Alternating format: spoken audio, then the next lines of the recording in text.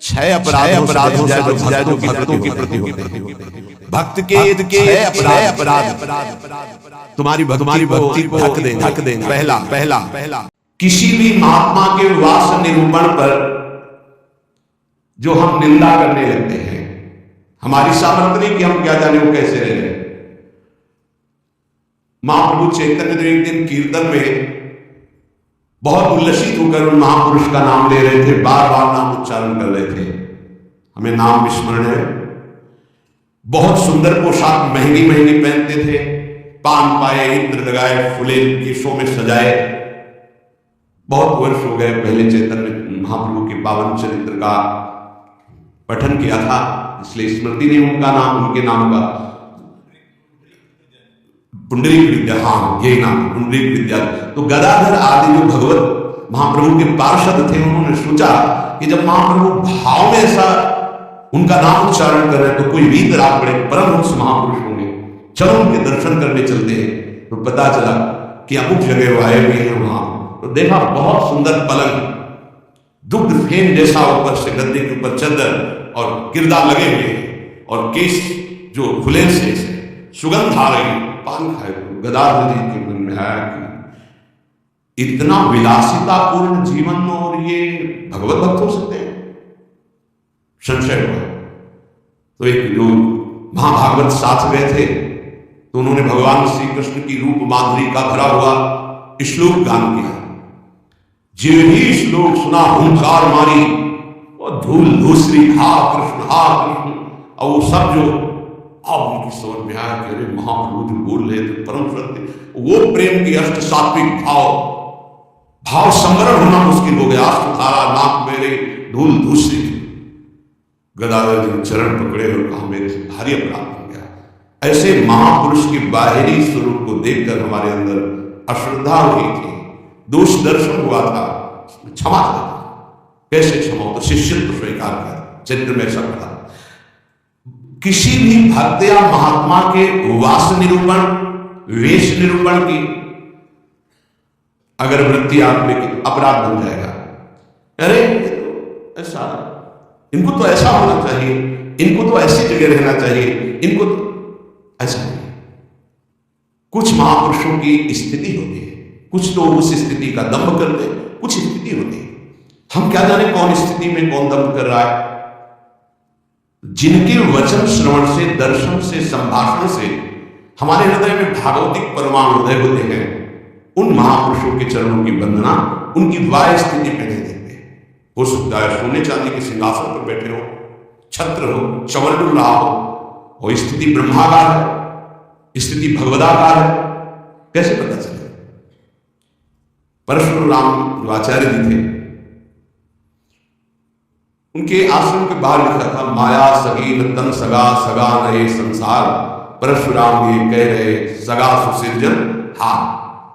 तो एक लमुटी लगाए लौकी की कमंडल लिए, भारी वैराग्य वृत्ति की,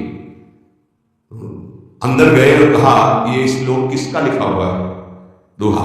तो उनका गुरुदेव का कहाँ है? तो गए देखे गिरदा लगा हुआ, छत्र लगे हुए, परशुराम देवाचार्य जी महाराज। तो उनका महाराज आपका श्लोक लिखा हुआ है? बोले हाँ। बोले केवल लिखा हुआ है या है आपने? क्योंकि उनको गर्व था कि मैं लंगोटी लगाए लौकी का, और ये तो वैभव संपन्न महात्मा है। बोले लिखा है माया सगी नर्तन सगा, सगा नए संसार। आपने कहा सगा सृजनहार, हम तो सब माया ही देख रहे हैं। उनका आपका इशारा क्या है? बोले जब सृजनहार सगा है तो फिर माया क्या? बोले चलो आपने समझा दिया, बड़ी कृपा, चल दी। बोले कहाँ चल दी? बोले जाने चलो। और स्थिति प्रज्ञ महापुरुष थे। चलो जब 10-12 किलोमीटर चले तो बोले भिक्षा का हमारे समय हो रहा। तो बोले परशुराम देवाचार्य ने आज तक कभी हाथ नहीं फैलाया। आकाश वृत्ति में हम रहते हैं, प्रियालाल जैसी व्यवस्था करते हैं, उसके अनुसार रहते हैं। बोले हम तो भिक्षा वृत्ति से रहते। बोले जाओ।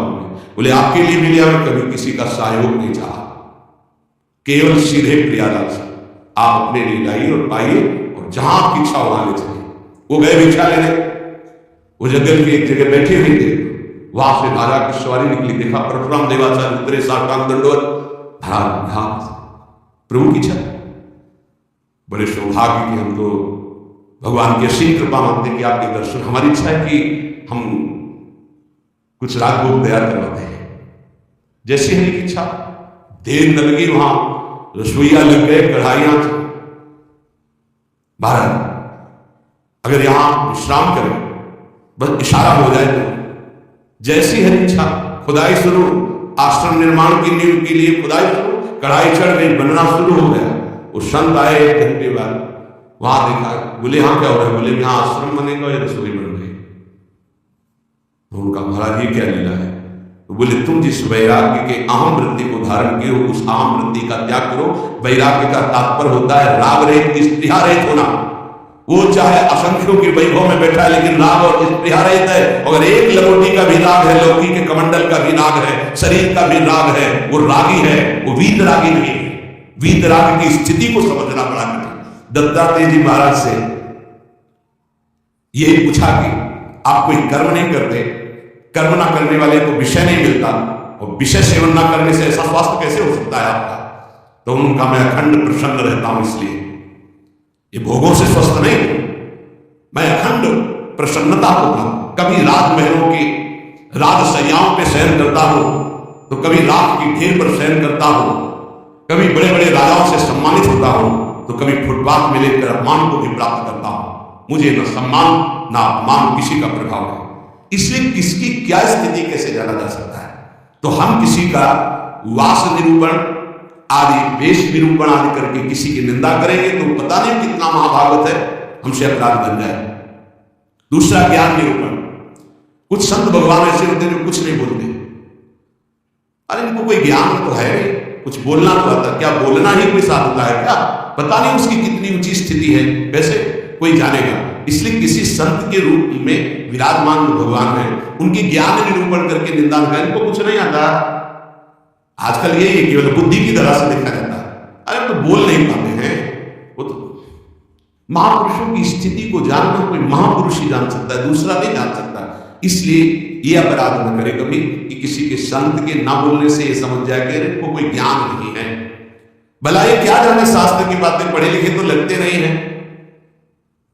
पढ़ा लिखा होना भी बहुत सौभाग्य का विषय और कहीं कहीं दुर्भाग्य का विषय है। तो एक आए थे, इतने कागज में उनकी डिग्रियां केवल उनके शिष्यों ने भेजी थी कि हमारे गुरु जी दर्शन करने आ रहे हैं। तिरुपति बालाजी से विद्वता की मूर्ति, साष्टांग दंडवत और क्या क्या भगवत प्रसादी, वो ऐसे लग रहे थे कि एक शब्द नहीं आता। मतलब बड़े बड़े शंकराचार्यों को पढ़ाया था उनकी उन शिष्यों ने जो दिया था उसमें दिखाई दे। बड़े बड़े शंकराचार्यों को उन्होंने विद्या पढ़ाई, विद्या विनयम ददाति, वो देखने को मिला कि विद्वान में कैसी दैन्यता होती। कबीरदास जी के पास एक विद्वान दिग्विजयी भेजा गया शास्त्रार्थ, तो उनका भैया हमको कोई शास्त्रार्थ नहीं करना। तो बोले काशी के विद्वान ने कहा यदि आप हार लिख दिए पूरी काशी हार गई। बोले ऐसी बात, तो पढ़ के समझे कि समझ के पढ़े? सरस्वती काम नहीं करी, पढ़ के समझे कि समझ के पढ़े। आखिरी बार शिष्य बन गए थे, बहुत बड़े भगवत अनुरागी बने। तो किसी भी संत के प्रति ये भाव नहीं कि पढ़े लिखे नहीं है, बोल नहीं पाते, जिनको कोई ज्ञान नहीं है। तीसरा, किसी संत की जाति निरूपण कर देना बहुत बड़ा अपराध है। देखो जो जाति पाती है ना, ये धर्म का पालन करके भगवत प्राप्ति के लिए थोड़े समय तक के लिए सहयोगी। हम आपको बताएं, एक ही कपड़ा है और एक ही पहनने वाला है, बस इतनी खास बात है। कपड़ा सबका पांच भौतिक, पहनने वाले सब अविनाशी भगवान के अंश, कोई अंतर नहीं है। बस अंतर बनाया गया है इस अंतर को मिटाने के लिए कि हम साधन पद्धति से अपने अपने धर्म का पालन करते हुए परम धर्म भगवान को प्राप्त। लेकिन जो परम धर्म में स्थित है, भागवत धर्म में, उनकी जाति निरूपण नहीं करना चाहिए कि ये तो सुना है कि अमुक जाति के संत हैं, बड़ा अपराध होता है, बड़ा अपराध। ऐसा कभी नहीं करना चाहिए। हाँ, चरण रजले के माथे पे लगा, अहो वत्सो वचनो गरियान्यतिभ्यागे वर्तते नाम तुभ्यम्। देखो राजसूय यज्ञ में पूर्णता स्वपच वाल्मीकि की पूजा करवाकर श्री भगवान ने इसीलिए करवाई, इसीलिए करवाई। सब बड़े बड़े महापुरुष आए थे, लेकिन दैन्यता की मूर्ति भगवत भाव में निरंतर डूबे हुए सुपद वाल्मीकि जी की आराधना कर रहे हैं कि पूर्णता उन्हीं से हुई। जो दैन्य है वो महाभागवत किसी जात पक्ष से नहीं देखा जा सकता कि अरे ऐसा जो देखेगा तो उसके सुकृत नष्ट हो जाएंगे। पूज्य बाबा। चौथा, वृत्ति निरूपण। ये तो पढ़े ही रहते हैं, हमने कभी इनको माला लिए तो देखा नहीं और कुछ भजन ध्यान तो करते नहीं है, इसलिए तो केवल हमें लगता है कि बस खाते पीते हैं इसी में और कोई भजन। ये हमने संतों को देखा। एक संत भगवान 8 बजे सुबह उठते थे गंगा नहाने के लिए, 8 बजे सुबह, पर वो एकांत में तो लगता 8 बजे सुबह गंगा स्नान करते हैं, प्रायः 3 बजे स्नान हो। तो एक दिन जिसमें वो शयन करते थे उसमें गए, काफी बड़ा था, एकांत में आश्रम की आज इनकी वृत्ति देखेंगे क्या है। बहुत ही गंभीर मुद्रा में रहते थे, पर प्रायः पूरे आश्रम में था कि प्रमादी है, सोते रहते हैं। 11 बजे तक उनको जगते पाए, जहां सब लेटे उनको उठ के बैठे, वो लेट गए थे उठ के बैठ गए। 3 बजे तक बिल्कुल एक आसन था, 3 बजे फिर लेट गए, 8 बजे से। संतों को जानना बड़ा कठिन, उनकी क्या दिनचर्या है, वो कैसे भाव में रहते हैं। केवल बाहरी व्यवहार देख करके उनकी निंदा कर देने से सुकृत नष्ट हो जाएंगे, भक्ति ढक जाएगी। स्वरूप निरूपण, ये महात्मा में तेज तो है नहीं चेहरे में, ये तो ऐसे ही मालूम देते हैं कोई साधु तो नहीं, क्योंकि चेहरा नहीं बता रहा। नहीं, ऐसा नहीं है। अगर महात्मा की पहचान करनी है तो तुम्हें महात्मा होना पड़ेगा।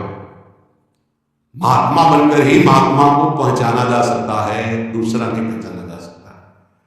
बाहर से किसी के रूप को देखकर थोड़ी तुम जान सकते हो कि रूप तो आप गौर से देखिएगा, किसी किसी की मांस भक्षण करने वाले का भी चमकता रहता है, मलाई रबड़ी खाने से भी रूप चमकने लगता है, थोड़ा सा संयम रखे तो उससे भी चमकने लगता है।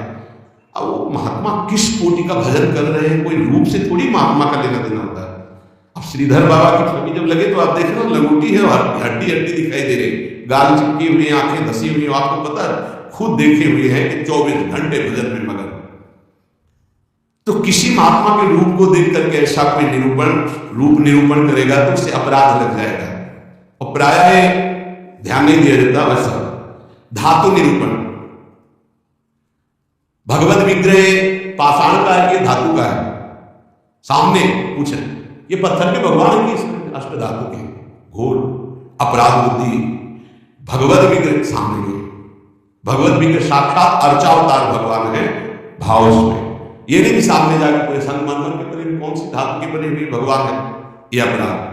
धातु निरूपण भगवत विग्रह या भगवत भक्त के पास, जैसे वैराग्य में धातु स्पर्श निषेध किया गया है, या तो संन्यास में नारियल का पात्र और वैष्णोजनों में रज का पात्र, धातु के पात्र के प्रयोग का निषेध है वैराग्य में।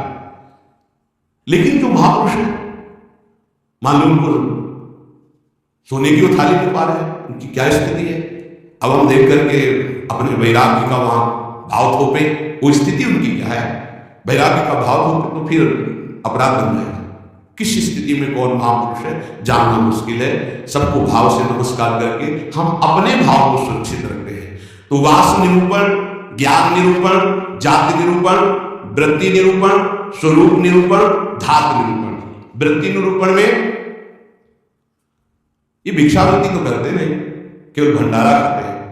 आपको क्या पता किसकी क्या स्थिति है, वो कैसे, संतों की लीला भगवान जानते हैं या तो वो संत जना दे तो जाने, अपने लोग इसकी परवाह करते हैं क्या? कहीं कौन से अपराध से बन जाते हैं हृदय को कठोर कर देते। इसलिए साफ ब्रज में मुझे एक महात्मा मिले थे, उन्होंने मुझे कुछ उपदेश दिए, मैंने उड़िया भाषा में अपनी डायरी में लिखे थे। उन्होंने उपदेश दिए कि अगर ये आपके अंदर भाव आ जाएगा, लक्षण आ जाएंगे, तो आपको भगवान अपनी तरफ से आके दर्शन दे देंगे। बड़े महात्मा थे, बाबा ने उड़िया भाषा में अपनी डायरी में लिखा था, उसका हिंदी लिपि में यहां वर्णन है। पहला, भजन करते हुए अपने को सबसे दीन मानना, अपने आप भगवत साक्षात्कार हो जाएगा। भजन करते हुए अपने को सबसे दीन मानना, इससे कोई अपराध ही नहीं बनेगा, कोई अपराध नहीं बनेगा, लिख लेना चाहिए। भजन करते हुए साधक को अपने को सबसे दीन मानना, सबसे आदेश प्रणाम भी सुनी चाहिए। दूसरा, किसी से भी कपट पूर्वक वार्ता व्यवहार ना करना। निष्कपट व्यवहार करने में क्या जाता है? अपने भगवत मार्ग के प्रति के, चाहे गृहस्थी हो चाहे गृहस्थी हो। कपट का मतलब होता है अंदर कुछ और है, बाहर आप कुछ और दिखा रहे हैं। ये नहीं होना चाहिए। जो अंदर वो सीधे बाहर बोल रहे वही आपके अंदर चलना चाहिए। मोहि कपट छल छिद्र न भावा, भगवान कहते हैं। तो कैसे दर्शन दे देंगे आप कपट पूर्वक व्यवहार करते हैं? निष्कपट व्यवहार, कपट पूर्वक व्यवहार ना करना, ये दूसरा। तीसरा, अपनी जिह्वा से कभी असत्य भाषण ना बोलना।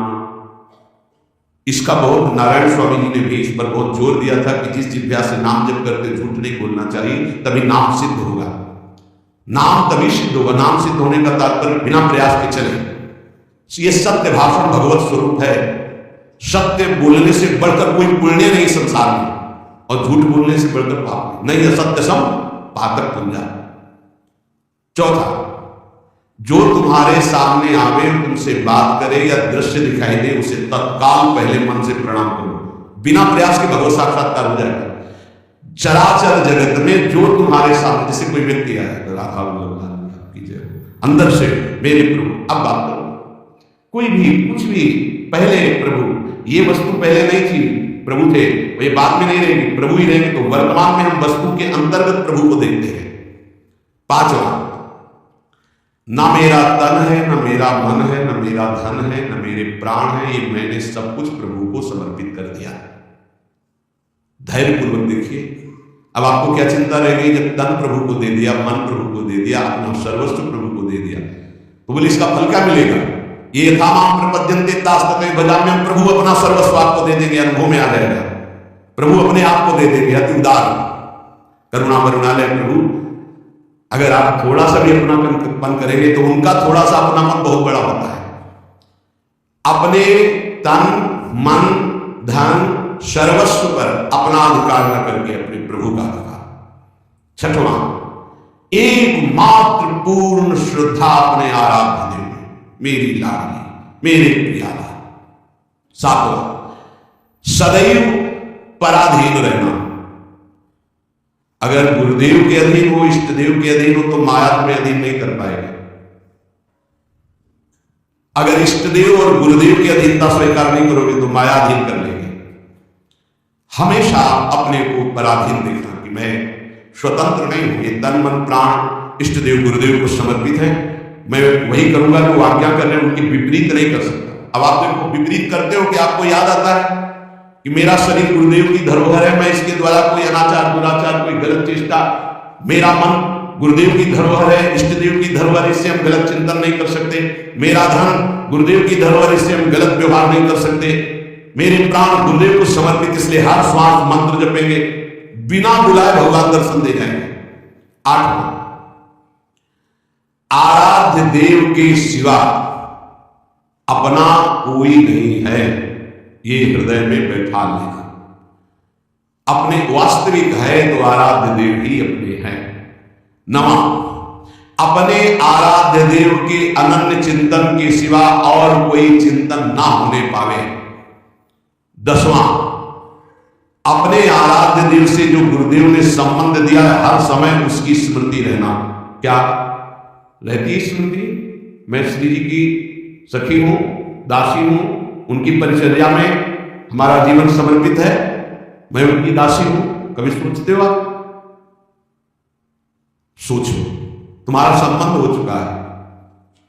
कोई ऐसे नहीं कि तुम्हें केवल सोचना ही है, तुम्हारा संबंध हो चुका है। तुम्हारा पाणी ग्रहण हो चुका है। श्री जी ने तुम्हारे पाणी को स्वीकार कर लिया, ग्रहण कर लिया है। उसके साक्षी हैं गुरुदेव। गुरुदेव ने पाणी ग्रहण कराया है, प्रिया प्रीतम को हमारा हाथ पकड़ा दिया है। हम अपने संबंध, दसवां है, अपने संबंध को हर समय अपनी स्मृति में, प्रियालाल की हूं, मैं प्रियालाल की हूं, मैं प्रिय सखी हूं लाडली हूं की। ये 10 भाव रखो। अब जैसे हमारे अपना भाव बताया, तो जो दास है वो दास भाव को देखे, जो सखा है वो सखा भाव को देखे, जो गोपी गोपी भाव को देखे। अपने स्वरूप को संबंध से चिंतन करना। हमारा स्वरूप क्या है? सहचरी बपू, मैं श्री जी की निज दासी हूं।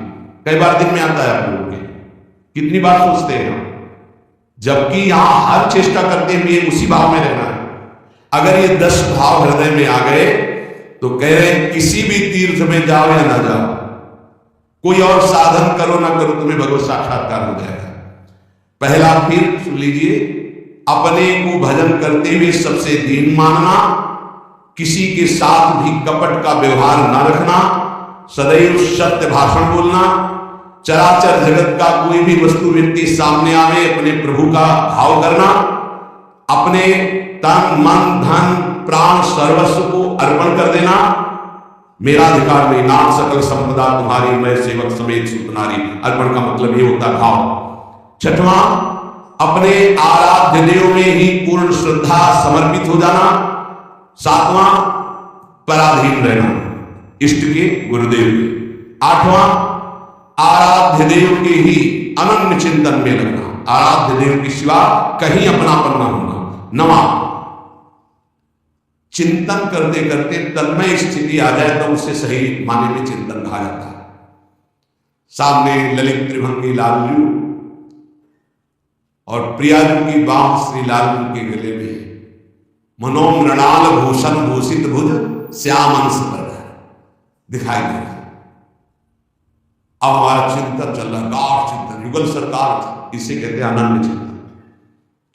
अभी आंख खुले हुए भी वही है, मूंदे हुए भी वही है, सेवा करते हुए भी वही है, एकांत में बैठते हुए कहां हो, जरा देखो स्थिति कहां है। यदि आप किसी भी तीर्थ का अवगाहन करते हैं 10 बातें आप में नहीं है तो उसका फल आप ग्रहण नहीं कर पाएंगे, क्योंकि अपराध कोई ना कोई बन जाएगा। हम आपसे सत्य कहते हैं कि कल्याण आपके चिंतन से होगा, इन बातों को स्वीकार करने से होगा, भागने से नहीं होगा कि हम यहां चले जाएं हम वहां चले जाएं तो कल्याण हो जाएगा। अगर आपका आंतरिक चिंतन इन बातों में है तो आपके अंदर वो सामर्थ्य जागृत हो जाएगी कि आप प्रभु को देख सकते हैं। इसलिए जो सत्संग है उसे बार बार सुना जाए, उसका मनन किया जाए और अपने हृदय में धारण किया जाए तो हमारा इसी जन्म में अंतिम जन्म माना जाएगा और भगवत साक्षात्कार हो जाएगा। जहां तक गुरु कृपा से प्रयास है, कथन श्रवण करके यही प्रयास है कि संसार की असत वृत्तियां छूटे और भगवत प्राप्ति हो जाए। हमें भी, आप सबको भी। जिनको ये नहीं चाहिए तो भूल मत करना, यहां कुछ लाभ नहीं मिल पाएगा, यहां नहीं मिल पाएगा। यहां लाभ अगर मिल पाना है तो एकमात्र अध्यात्म का लाभ मिल सकता है। यहां कोई आशीर्वाद, ये भीड़ लगाना कि हम कोई जादूगर है कुछ चमत्कार कर देंगे तो बिल्कुल कुछ नहीं होने वाला। तुम्हें हाथ उठा कहते हैं, हो जाए तुक्का लग जाए तो तुम्हारे पुण्य, पक्की बात समझ लो। तुक्का लग जाए कि आप कामना करके आए, कामना की पूर्ति हो गई तो आपके पुण्य, हमारा कोई उसमें लेस मात्र भी सहयोग नहीं है। पुण्य आए वृंदावन धाम संत दर्शन के, आपकी भावना आपकी कामना पूर्ण हो जाए, वो आपका भाव। हमारा लक्ष्य है भगवत प्राप्ति। अगर आपके हृदय में भगवत प्राप्ति की लालसा है और आप आगे बढ़ रहे हो तो हम हृदय से आपका स्वागत करते हैं और हमारी प्रियालाल की कृपा वृत्ति आपको उठाती चली जाए और आप इस संसार, राग, आसक्ति, ममता, चिंता, शोक, मृत्यु, भय, इससे ऊपर उठे। बस हमारी आशा है, जो प्रयास है सत्संग का या एकांतिक का, उसका फल केवल ये भगवत संबंध दृढ़ हो जाए, भगवत प्राप्ति हो जाए। और जिसको ये लक्ष्य नहीं है तो हमें लगता है कि समय बर्बाद ना करें, दूसरी जगह खोज ले जहां उसकी मनोकामनाएं पूर्ण होंगी। यहां नहीं हो सकती। बिल्कुल समझ लीजिए, यहां कामनाओं का नाश होता है, कामनाओं की पूर्णता नहीं। यहां कामनाओं की निवृत्ति होती, कामनाओं की पूर्ति नहीं। यहां यदि हम कामनाओं की पूर्ति की भावना लेकर के आएंगे तो शायद है कि तुम्हें असंतोष हो जाए, बिल्कुल पक्की बात समझो। और कामनाएं अगर पूर्ण होती है तो वो कोई खास बात नहीं है। जन्म जन्म से सब कामनाएं भोगते चले आ रहे हैं। एक कामना जागृत हो जाए कि मुझे भगवान की प्राप्ति करनी है तो हमारा सत्संग सार्थक, हमारा एकांतिक सार्थक, हमारा जीवन सार्थक। इस संसार का नाम मृत्युलोक है, यहां सबको मरना है। सीधी बात सुनो, मरना है आज नहीं तो कल, कल नहीं तो परसों, चाहे बीते बरसों, अंतिम परिणाम शरीर छूटना है। जब शरीर छूटना है तो सबको छूटना है। तो इसलिए हम इसका महत्व नहीं रखते। दुख सुख भोग का समय काट लो, राधा राधा राधा बोलो और जन्म जन्म जन्मांतरों के पापों का नाश करके परमानंद में निमग्न हो जाओ। हमारा लक्ष्य यही है। आज बनावटपन बहुत पसंद किया जाता है। आज मधुर वचनों के द्वारा तुम्हारी कामनाओं की पूर्ति के वादे बहुत पसंद किए जाते हैं। वो यहां नहीं है, नहीं होगा। वृंदावन की भूमि से कह रहे हैं, यदि आपका लक्ष्य भगवत प्राप्ति नहीं है तो यहां आना, आपका हमारे पास आना यहां व्यर्थ माना जाएगा। आप अन्यत्र देख लीजिए। भगवत नाम जब, आचरणों की पवित्रता, भगवत प्राप्ति, तो जी जान से आपके मित्र हैं, सहयोगी हैं, आपके चरणों की वंदना करेंगे और आपका आदर से संभाषण भी और आदर से आपको परमार्थ में बढ़ाने की वृत्ति भी। परमार्थ से, प्रिया प्रीतम से मतलब नहीं, अपने शरीर और कामनाओं की पूर्ति से। तो प्रणाम, दूसरी जगह देख लो, यहां भीड़ लगाने की जरूरत नहीं है। हृदय से कह रहा हूं, हृदय से कह रहा हूं। यहां ऐसा कोई प्राविधान नहीं कि आपकी कामनाओं की पूर्ति हो जाए। यहां एक ही प्राविधान है, मन वचन कर्म से प्रभु का होके और सच्चिदानंद सुख में निमग्न होना। इसी बात का प्रश्न और इसी बात का उत्तर, अन्यथा कोई प्रश्न नहीं होगा। अगर वो प्रश्न प्रभु से संबंध नहीं रखता तो ना प्रश्न करता वहां बैठ पाएगा और ना प्रश्न होगा। केवल प्रश्न प्रभु की प्राप्ति होगा। हमारे जीवन का लक्ष्य तुम्हारे प्रपंचों का उत्तर देना नहीं, हमारे जीवन का लक्ष्य तुमसे प्रपंच वार्ता करना नहीं। मैं बहुत विद्वान हूं, बिल्कुल पढ़े लिखे नहीं हूं। कक्षा 9 पढ़ाया गया, प्रभु ने पढ़ाया, उसी के जो शब्दावली है, जीवन के अनुभव की है, जीवन के चलने की है, वो भगवत मार्ग की है। प्रश्न केवल भगवत प्राप्ति का, प्रश्न भजन का, प्रश्न भजन में आई हुई समस्या का। बस अगर ये प्रश्न नहीं तो प्रश्नकर्ता और प्रश्न दोनों बार हो जाएंगे। हमें ऐसे प्रश्नों से नहीं मतलब, हमें ऐसे प्रश्नकर्ता से मतलब नहीं जिसको भगवत प्राप्ति नहीं करनी है। यह हमारा मार्ग ऐसा नहीं, खिलवाड़ का मार्ग नहीं, केवल भगवत प्राप्ति का मार्ग है। और शुरू भी इसी बात से किया था। जो बात अभी निकल गई, अगर वो टेप हो गई और हजारों बार हजारों लोगों को सुनने में आएगा, उनका मंगल होगा बस इस बात से। अब वो एक अलग रूप होता चला जा रहा है। फालतू के जो प्रश्न जिनका हमसे, हमारे भागवतिक मार्ग से कोई संबंध नहीं है, ऐसे प्रश्न ना हम सुनेंगे, ना इसी का उत्तर दे पाएंगे। हमारी क्षमता नहीं है, क्योंकि हमारे केवल प्रियालाल भगवत प्राप्ति की वार्ता, अन्यथा मौन श्रवणेन्द्री बंद, क्योंकि बहुत कम समय जीवन का बचा है जो प्रियालाल में जाए, हमारा भी और आपका भी। पता नहीं है कौन सी श्वास आखिरी हो, व्यर्थ के प्रपंच में समय नष्ट करना ये बर्दाश्त नहीं। इसलिए भगवत प्राप्ति के मार्ग में चलने वाले उपासकों का स्वागत है। जो हृदय में है, जो गुरुदेव प्रताप है, उसमें साझा है आपका। यदि भगवत प्राप्ति नहीं तो राधा वल्लभ श्री हरिवंश, भीड़ लगाने की जरूरत नहीं। हम अयोग्य हैं, हम आपकी कामना पूर्ण नहीं कर सकते, हम आपके प्रपंचों का उत्तर देने लायक नहीं हैं। आप कहीं और स्थान देख लीजिए। श्री राधा वल्लभ लाल की।